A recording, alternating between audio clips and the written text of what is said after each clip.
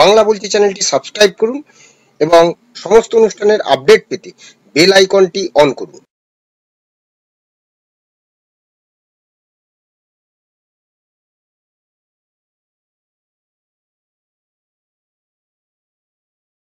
নমস্কার, বাংলা বলছি চ্যানেলে আপনাদের স্বাগত। আমি বিপ্লব দাস বলছিলাম। স্নায়ুযুদ্ধের লড়াই এবং সেই লড়াই যেন টান টান লড়াই, সেই মোহনবাগান ইস্ট বেঙ্গল অর্থাৎ ডার্বি ম্যাচ যেন আজকে কলকাতায় ছিল। একদিকে হচ্ছে জুনিয়র চিকিৎসক আন্দোলন করছেন যারা, তাদের সঙ্গে আলোচনার টেবিলে বসার কথা সরকার পক্ষের, অর্থাৎ আবারও মেল করা হলো এবং সেখানে 15 জনকে যেতে বলা হলো, তারা গেলেন 30 জন। বলা হয়েছিল যে লাইভ স্ট্রিমিং হবে না, আর এই লাইভ স্ট্রিমিং হলো না বলেই আলোচনা ভেস্তে গেল, অর্থাৎ নবান্ন দাঁড়ে গিয়ে ফিরে এলেন আন্দোলনরত জুনিয়র চিকিৎসকরা।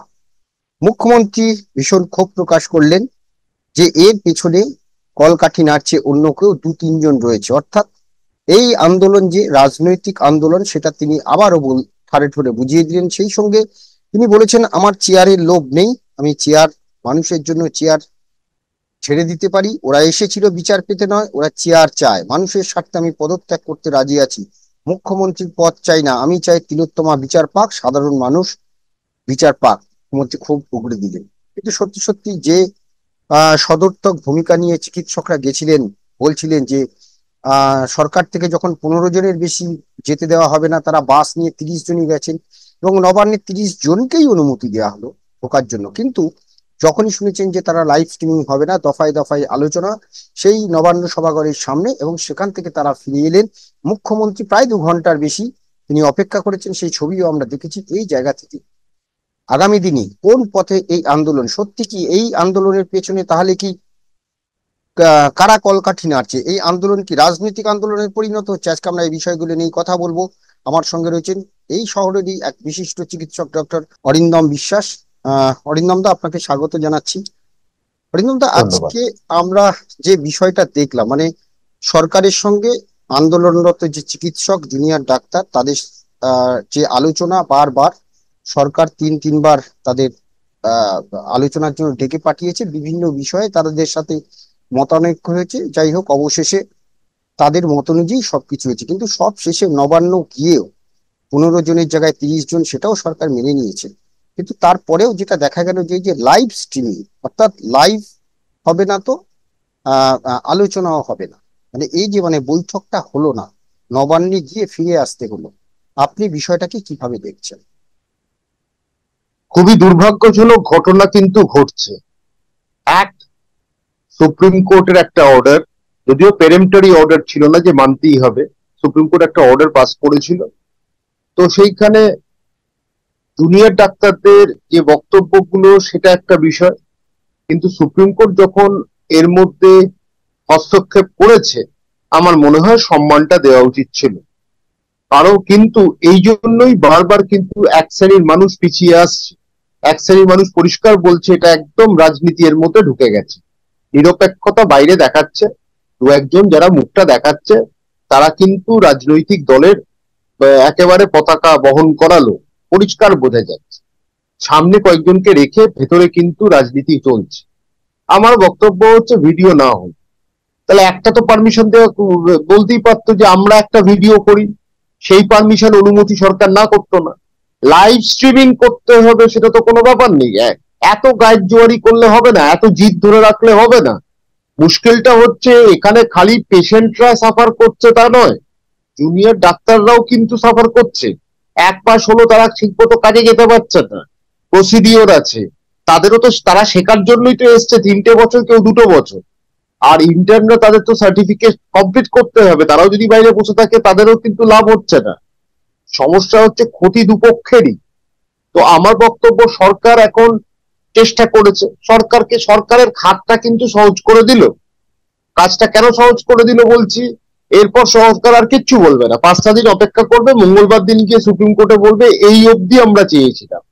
এরপর যখন সুপ্রিম কোর্টে ডাক্তারদের ওই উকিল ওকালতি করতে যাবে লাইভ স্ট্রিম, ওইটাতে কোর্ট কিছুই শুনবে না যে এই লাইভ স্ট্রিমিং এর জন্য তুমি মিটিং এ গেলে না। এটাই তো সুপ্রিম কোর্ট বলবে। এটা কি একেবারে বাচ্চাদের মতন তুমি ওই চাইছো। তুমি তো তার মানে তুমি রাজনীতিতে নিয়ে গেছো, পরিণত করেছো এটাকে রাজনীতিতে। সুপ্রিম কোর্টকে এত তাড়াতাড়ি ঘোল খাওয়ানো কিন্তু হবে না। ওই যতই আংরেজি বললেওয়ালা বা ফিরোজ ইডুলজি দ্বারা আর দাড়িওয়ালা এক উকিল সে তো বোবাই হয়ে থাকে, আর তার সাথে কিছু আরো দু একটা লোক ঢোকে, তার সাথে ন্যাড়া একজনা ঢুকছে। তো আমার বক্তব্য হচ্ছে যতই হয় কিন্তু আসল জায়গাতে কিন্তু সরকারের হাতটা শক্ত করে দিচ্ছে। সরকার যেখানে রিসিভিং এন্ডে ছিল, সরকার যেখানে ডিফেন্ড করে যাচ্ছিল, সেই জায়গাটা সরকারকে কিন্তু এবার অফেন্সিভ খেলাটার সুযোগ করে। 5টা দিন 4টে দিন সরকার অপেক্ষা করবে। মঙ্গলবার হচ্ছে আমাদের শুনানি। এই শুনানিতে সরকার এটাই গিয়ে বলবে যে এতটা আমরা ডাকলাম, বাস পাঠালাম, গেল সবাই, 15 থেকে 30 মেনে নিলাম, এতটা আমরা মানছি, কিন্তু আমরা একটা ক্লোজ ডোর ভিডিও অন থাকতো করতাম, কিন্তু আমরা কি করলাম, আমরা সেখানে লাইভ স্ট্রিমিং করতে হবে। লাইভ স্ট্রিমিং সুপ্রিম কোর্ট শুনলে কিন্তু আমার মনে হয় না সুপ্রিম কোর্ট খুব গ্রহণ করবে এই বিষয়টাকে। একদম। এই জায়গাটাকে তাহলে আপনি বলছেন যে এই যে এতদিন যে আন্দোলনটাকে টেনে নিয়ে যাওয়া হলো, মানুষের যে একটা সহানুভূতি ছিল, সেই সহানুভূতি কোথাও কি ধাক্কা খাবে?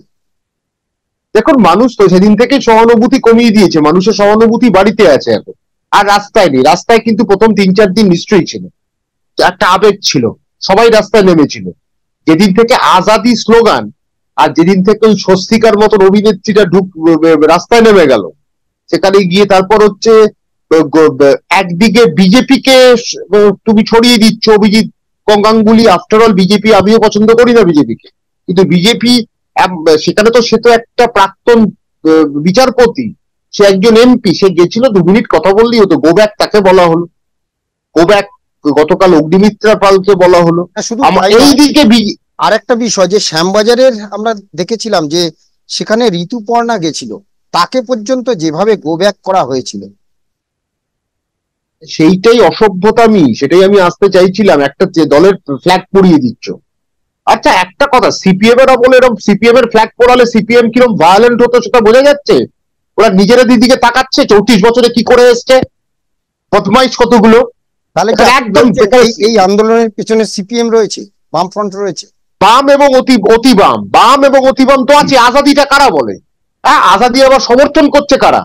আজাদি বলাটা তো হচ্ছে অ্যান্টি ন্যাশনাল, একটা অ্যান্টি ন্যাশনাল স্লোগান। 76 বছর আগে আমরা স্বাধীনতা পেয়েছি, আবার আজাদি কোথায়? হ্যাঁ, আজাদির কথা আসতে পারে? অসভ্য অশিক্ষিত লোকজন, এই অরুন্ধতী রায়ের মতন কিছু অসভ্য অশিক্ষিত আছে, তারা এইসব কথাগুলো বলে, আর এরা সেই ফোড়েগুলোর পেছনে গিয়ে দাঁড়ায়, ফেউগুলো। তো আমার বক্তব্য হচ্ছে যে এই এই এই অসভ্যতা দেখে মানুষ আর আসবে না। এবার মানুষ একটা কথা বলে দিই, এই আন্দোলন ডাক্তাররা টানতে পেরেছে সাধারণ মানুষের সমর্থন ছিল বলে, 1, 2 মিডিয়ার সমর্থন ছিল বলে। যেদিন দুটো সরে যাবে না, সেদিন কিন্তু একেবারে হাওয়ায় উড়ে যাবে, ওই বসেই থাকবে খালি। এখন কি শিক্ষা মানে চাকরি প্রার্থীদের খবর আপনারা করছেন? বাস্তবটা বলুন। তারা কিন্তু তারাও কিন্তু কম হতাশা নিয়ে এই আন্দোলন শুরু করেনি, কম নৈরাশ্য তাদের মধ্যে ছিল না। তারা তাদের নিয়ে টানা প্রেস কভারেজ করেছে। প্রেস আবার আরেকটা খবর পাবে, প্রেস কিন্তু ওখানে চলে যাবে। এসব বললে হয় না। মিডিয়ার সাধারণ মানুষের এবার সাধারণ মানুষ যখন দেখবে রাজনীতিকরণ হচ্ছে, সাধারণ মানুষ সরে যাবে। মানে তার মানে এই যে অগ্নিমিত্রা পাল বা আরো যারা অভিজিৎ গাঙ্গুলি যারা গেছিলেন, তাদেরকে গো ব্যাক স্লোগান দেয়া হচ্ছে, কিন্তু সেখানে শুভেন্দু অধিকারী যে কথাটা তাহলে বলেছেন যে এই যে যাদবপুরে সব বসে রয়েছে বামপন্থীরা, তাহলে কি আপনি এটাকে সমর্থন করছেন? সমর্থন করেছে একটা দাড়িওয়ালা নাট্যকার, একটা জোকার, সেও গিয়ে বারবার তালি বাজায়, কটা হল্লা গাড়ি করেছিল, সেও তো আছে। তাহলে এগুলো তো জোকার, এরা মানে এদেরকে অনুমতি দিচ্ছ, এদিকে অন্যদের অনুমতি দিচ্ছ না, তাহলে তো বাম এবং অতিবামরা মিলে আবার শুরু করেছে খেলা। এতদিন শূন্য হয়ে বসেছিল, একটা জায়গায় লুকিয়ে বসেছিল, একটা ইস্যু পেয়েছে, এগুলো করছে। কিন্তু আমার বক্তব্য, আমি তৃণমূলের সমর্থক একটুও নই, এই ঘটনার সমর্থক একটুও নই। এই ঘটনাতে আমি আবার বলছি, আমি অত্যন্ত ফেসবুক লাইভে খারাপ এই ভাষাটা আপনার কাছে বলবো না, কিন্তু অশ্রাব্য ভাষাতেই আমি বলেছি যে জেনেটিক অসুবিধা আছে যেসব ছেলেগুলো দর্শন করেছে, একাধিক লোক আছে, এটা আমি এখনো বিশ্বাস করি একাধিক লোক ছিল ওর মধ্যে। কিন্তু কি সেটা আমিও জানতে চাই, কিন্তু আমাকে ভরসা করতে হবে সিবিআই এর কাছে, আমাকে ভরসা করতে হবে সুপ্রিম কোর্ট কি দেয়। সুপ্রিম কোর্ট তো রায় দেন, লোকে মানে অশিক্ষিত বললে যেটা বলা হয়, সুপ্রিম কোর্টে সব হয়ে যাবে। আর সুপ্রিম কোর্ট হচ্ছে অ্যাপেলেট কোর্ট। সুপ্রিম কোর্টে রেপ আর মার্ডারের ট্রায়াল হয় না, ট্রায়ালটা ট্রায়াল কোর্ট থেকে হয়, লোয়ার কোর্ট থেকে হয়। সুপ্রিম কোর্ট অ্যাপেলেট কোর্ট, সেখানে ওটা কনফার্ম করে, আইদার রিজেক্ট করে, ডিসমিস করে পেটিশন, বা কমিয়ে দেয় শাস্তি, বা শাস্তিটাকে একই রকম বহাল রাখে। কিন্তু আমার বক্তব্য হচ্ছে সুপ্রিম কোর্ট তো যখন বলেছে বিচারপতি, কাজে এটা আমার মনে হয় ডাক্তারদের এই বিচারপতির বিষয়টা সম্মান জানানো উচিত ছিল। এখানে আমি আবার বলছি, নিরপেক্ষ কিছু ছেলে আছে, ভালো সংখ্যায় আছে, এদের মধ্যে রাজনীতিকরণটা ঢুকে গেছে, এদের মধ্যে কিছু বাম এবং অতি বামরা ঢুকেছে বলেই কিন্তু শেষ করে দিচ্ছে। বামরা এমনি শেষ করে দিয়েছে 34 বছর, আবার নতুন করে চেষ্টা করতে শেষ করার, কিন্তু এটা বুঝতে পারছে না মানুষ কিন্তু তাদেরকে ছুড়ে ফেলে দিয়েছে, আবার ছুড়ে ফেলে দেবে। মানুষ কিন্তু আস্তে আস্তে তাদের জায়গা থেকে সরে যাচ্ছে। আবার একটা মহামিছিল হবে, ওটা কিচ্ছু হবে না, কতগুলো বাম আর অতি বামকে দেখবেন ওই মিছিলে হাঁটছে। আর মিছিলে হেঁটে লাভ নেই, মামলাটা সিবিআই এর হাতে, কোর্ট সুপ্রিম কোর্ট শুনছে, সুমোটো নিচ্ছে, লাভটা কাকে শোনাচ্ছি, কার দিকে জাস্টিস করছি? আর পুরো ইস্যুটাকে এখন বিচার মানে তিলোত্তমার বিচারের থেকে নিজেদের রাজনীতিটা বেশি হয়ে যাচ্ছে, সেইটা কিন্তু অত্যন্ত খারাপ। সেটা কিন্তু মানুষ আর মেনে নেবে না, এইটুকু আমি বলতে পারি। এই যে আন্দোলনে আমরা যেটা স্বাস্থ্য ভবনের সামনে যে গত দুরাত হয়ে গেল, আজকের যখন আমরা প্রতিবেদন করছি রাতে, যদি আজকে রাতও থাকে 3 রাত হয়ে যাবে, কিন্তু আমরা যেটা দেখছি যে প্রচুর রসদ সেখানে আসছে, গরম লাগছে, ফ্যানে করে ফ্যান চলে আসছে, খাবার চলে আসছে, প্রচুর খাবার চলে আসছে, বলছে এগুলো সব সাধারণ মানুষ দিচ্ছে। সত্যি কি সাধারণ মানুষ দিচ্ছে বলে মনে হচ্ছে? না না, যাদবপুর থেকে পাশে একটা যাদবপুরের কিছু একটা স্ট্যান্ড আছে, ওখান থেকে এগুলো হচ্ছে। সাধারণ মানুষের, দেখুন, সাধারণ মানুষের সমর্থন প্রথম থেকে ছিল, কারণ একজন আমাদেরই বাংলার একজন কন্যা, তার এরকম ধর্ষণ এবং তাকে খুন করা হয়েছে সাধারণ মানুষের প্রত্যেকটা বাড়িতে। মানে আজকে আমার মা আছেন, মা বিরক্ত, আমার স্ত্রী আছেন, সে বিরক্ত, সবাই বিরক্ত হয়েছিলেন, এটা তো অস্বীকার করার নেই। একদম তারপর সুইসাইড, এটা প্রত্যেকটা বাড়িতে, আপনার বাড়িতেও যারা মহিলারা তারা ভীষণ রিয়াক্ট করেছেন, আমরাও রিয়াক্ট করেছি, এটা অস্বীকার করার নেই, রিয়াক্ট করেছি। কিন্তু এরপর দেখছি সাধারণ মানুষের থেকে এই আন্দোলনটাকে জিয়ে রেখেছে। একটা হচ্ছে সাধারণ মানুষের জন্যই কিন্তু মানে এটাকে কিন্তু চলছিল। সাধারণ মানুষ আস্তে আস্তে কিন্তু বিরক্ত হয়ে যাবে। এবার বিরক্ত কারা কারা হবে? যারা সাধারণ মানুষের মধ্যে যারা দোকানদার, এই মিছিল নিয়ে যাচ্ছ আর বিরক্ত করছো, তাদের বিক্রি করতে পারছে না, তারা বেরিয়ে আসবে, তারা প্রতিবাদ শুরু করবে, মানুষ তো যেতে পারছে না। তো এইবার একটা কথা হচ্ছে, এবার সময় এসছে এটাকে এবার গুটিয়ে নেওয়া। পরিষ্কার কথা, আবার যদি চেষ্টা করুন কালকে যদি একটা মানে একটা সমস্যার সমাধানটা করা যায়, কথা বলে মুখ্যমন্ত্রীর সাথে মেনে নিন। এই ভিডিও স্ট্রিমিং, লাইভ স্ট্রিমিং জন্য আমি গেলাম না, এইটা যদি কারণ হয়, এটা কোর্ট এটাকে গণ্যই করবে না। আমি কিন্তু বারবার বলছি, এটা কিন্তু বুঝতে পারছে না এরা কে এদের। তারপর দু একটা চশমা পড়া উকিল আছে, মাঝে মাঝে কিছু বড় চ্যানেলে দেখবেন গলায় একেবারে ওই দিয়ে এরা এরা একদম পোষা কিছু আছে, তারা এদেরকে আরো বার খাওয়া, কিচ্ছু এসা হবে না, কিচ্ছু কর, আমরা তো আছি।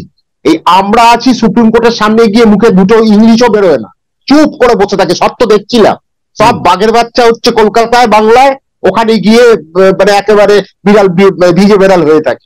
তো আমার বক্তব্য হচ্ছে, মুখ্যমন্ত্রী যেটা বললেন আজকে, যে বাইরে থেকে আন্দোলনটাকে 2-1 জনের কথায় আন্দোলনটা নিয়ন্ত্রণ হলো, তাহলে একদম আপনি যেটা বলছেন তার সঙ্গে প্রায় মিলে যাচ্ছে। আজাদিটা কারা বলে? ফ্ল্যাগ গুলো তো পুড়িয়েছে। আজ এইদিকে অগ্নিমিত্রা পাল আর অভিজিৎ গাঙ্গুলিকে গো ব্যাক, ঋতুপর্ণা সেনগুপ্ত সম্বন্ধে আমার একটুও কোনো ভালো শব্দ কিছু নেই। এই সেলিব্রিটি ব্যাপারটাকে আমি বন্ধ করতে বলি, চিনি বলি আমি। তো আমার তাদের প্রতি আমার কোন রকম কোনো দয়া দাক্ষিণ্য দেখানোর ইচ্ছেই নেই, কিন্তু মানে তারা যাতে না আসে, তত কম আসবে তত ভালো। সব তো ধান্দাবাজ। আপনি আমাকে একটা কথা বলুন, সব রাত্রে এসেছিল, নিজেদের শোগুলো হয়েছে, গান গেয়ে, একটা তো আবার বসন্তের গান ছাড়া আর কিছু গান গায় না, সেও নাকি সারা রাত জেগে আছে। আরে রাত জেগেছে, নিজেদের কাজটা হয়েছে, তারপর রাতে গিয়ে ওখানে গিয়ে জড়ো হয়েছে। সব বলে লাভ নেই, এদেরও হিপোক্রিসি গুলো জানা আছে। কিন্তু একটা কথা স্পষ্ট, এটা তো পরিষ্কার, বাম এবং অতি বাম আরো বাড়িয়ে যাচ্ছে এদেরকে, কিন্তু এটাকে নষ্ট করছে। এবং তার মধ্যে একটি ছেলে আছে, আমি নামগুলো করতে চাই না, সে তো পরিষ্কার, সে তো একটা বাম মনোভাবাপন্ন ছেলে, এ তো নিরপেক্ষ কিচ্ছু নেই। এখন পুরোপুরি রাজনীতিকরণ এসে গেছে। আমার একটাই বক্তব্য, যে পরিষ্কার কথা, ছাত্রদেরও যেরকম ক্ষতি হচ্ছে, জুনিয়র ডাক্তারদের ক্ষতি হচ্ছে, পেশেন্টদের ক্ষতি হচ্ছে। এবার আমি বলছি, এই যে গপ্পগুলো যে দিচ্ছে না, 7,500 ডাক্তার, আরে 7,500 ডাক্তারও কাজ করে এরা মানুষের সেবা করে। আজকে বাংলায় যদি দেখেন, বনগা থেকে সোজা আরজি করে আসছে, ন্যাশনালে আসছে, তারা আজকে প্রাইমারি, সেকেন্ডারি, টার্সিয়ারি যারা অত বোঝে না, তারা সোজা টার্সিয়ারিতে আসছে। সেই কারণে আজকে 30-40 হাজার যেখানে ফুটফল, সেখানে ক্ষতি হচ্ছে না, ব্যাঘাত ঘটছে না, আর সিনিয়ররা জুনিয়রদের কাজ করে দিচ্ছে, এটা আমাকে বিশ্বাস করতে হবে।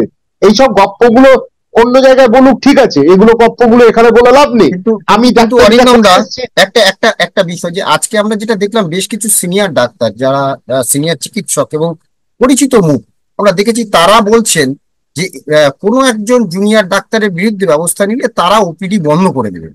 মানে তারা তো এদের পাশে রয়েছে। দেখুন, এর থেকে না মানে হাসির রোল পড়ে যাবে। এদের বিচারিতাটা বাজে। সিনিয়র ডাক্তার কয়েকজন আছে, প্রাইভেটে কেউ কাজ করে, কেউ সরকারে কাজ করে। আমি প্রাইভেটের কথা বলছি, 4টে বড় বড় গাড়ি আছে, 5টা ফ্ল্যাট আছে। তারা আজকে যদি 1 বছরও বাড়িতে বসে থাকে, তাদের কিচ্ছু এসে যাবে না, ঠিক আছে? ওই ছেলেগুলো অসুবিধা হবে। ওসব গপ্পগুলো না, এদেরকে না আরো মানে এদেরকে ভালো করে কিছু ট্রিটমেন্ট দেওয়া দরকার। এই সিনিয়র ডাক্তাররা হচ্ছে সব থেকে বড় মানে বদমাইশ, এবং সব থেকে বিচারিতা এদের বেশি। আর গভর্নমেন্ট, আপনি সাংবাদিকতা করছেন, আপনি আমাকে বলুন তো, আজ চাকরি ছেড়ে দেবো বলে কালকে চাকরি থেকে বার করে দেবে? এটা প্রাইভেট হসপিটাল না, একদম। এটা প্রাইভেট না, এটা সরকারি। এটা কয়েক মাস বছর লেগে যায় এটা করতে। সব গপ্পগুলো দিলেই, গপ্পগুলো আমি মেনে নেবো, সাধারণ মানুষ এই গপ্পগুলো খেয়ে নেবে। এসব একেবারে কিচ্ছু না, নিজেদের চিপ পপুলারিটি গুলো দেখানো। এর মধ্যে 2-1টা মুখ হয়েছে, ভাবছে যে আমরা লালবাজার অব্দি হেঁটে গিয়েই আমরা এবার পরবর্তী মুখ্যমন্ত্রী আমরা হব। আরে একটা গরিব লোককে ঠিক মতো চিকিৎসা করে না, আর কয়েকটা শট আছে, শটতা তাদের দেখা যাচ্ছে, ওসব বললে হয়ে যাবে? আমি এসব নিয়ে, দেখুন, আমি পরিষ্কার কথাটা বলি, আমার এই দুর্নাম সুনাম আছে, আমি স্পষ্ট কথাটা বলছি, আপনাকে বাস্তবটা বলছি। এই বাস্তবটাই কিন্তু আগামী দিন কাজ করবে। 5-4 দিন পরে আপনি কোর্টের কিন্তু যে ব্যবহারটা, সেটা কিন্তু অনেক ভীষণ কঠোর হয়ে যাবে, কঠিন হয়ে যাবে।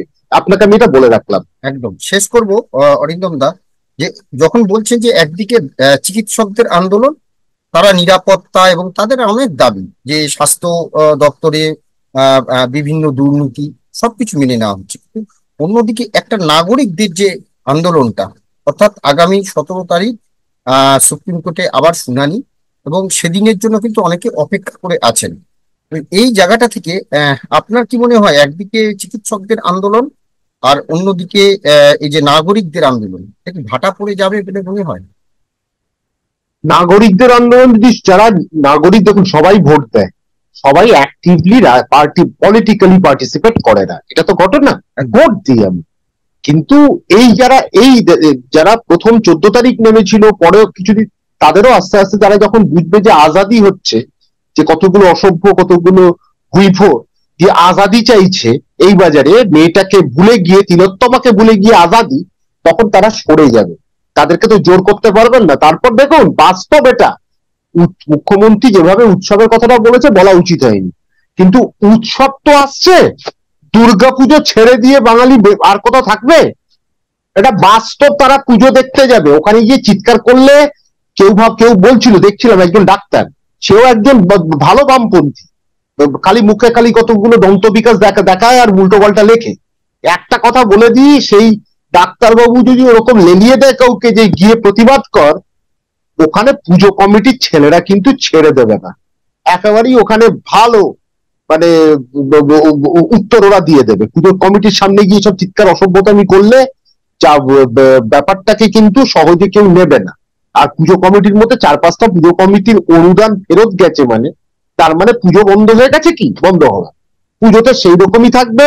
সেই মিডিয়া, আমি আবার বলে দিচ্ছি, বড় বড় মিডিয়া অষ্টমীর দিন রাত্রির বেলা ওটা দেখাতে ভুলবে না।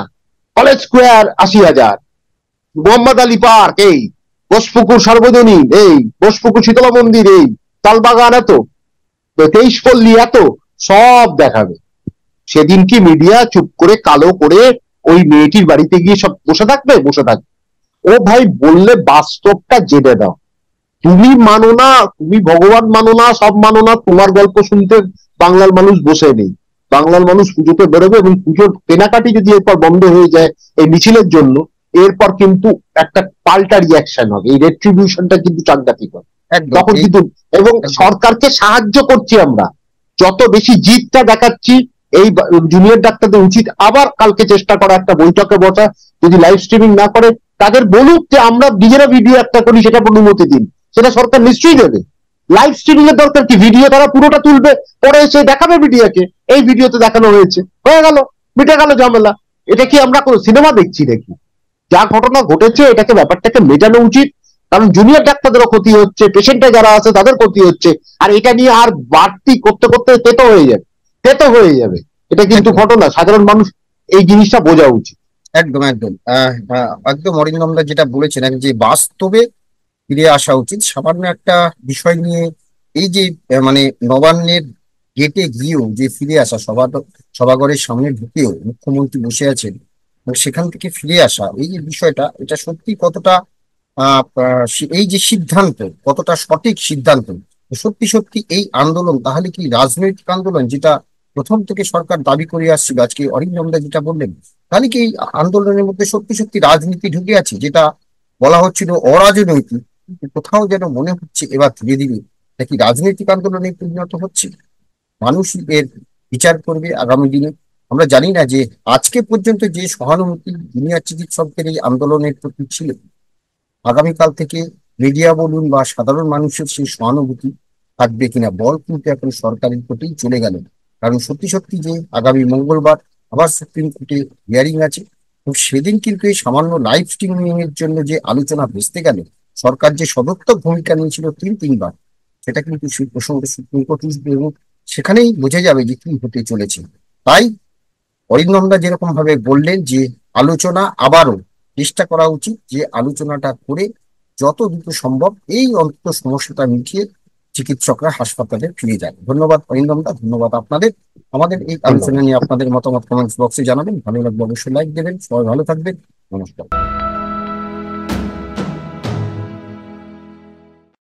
বাংলা বলছি চ্যানেলটি সাবস্ক্রাইব করুন এবং সমস্ত অনুষ্ঠানের আপডেট পেতে বেল আইকনটি অন করুন।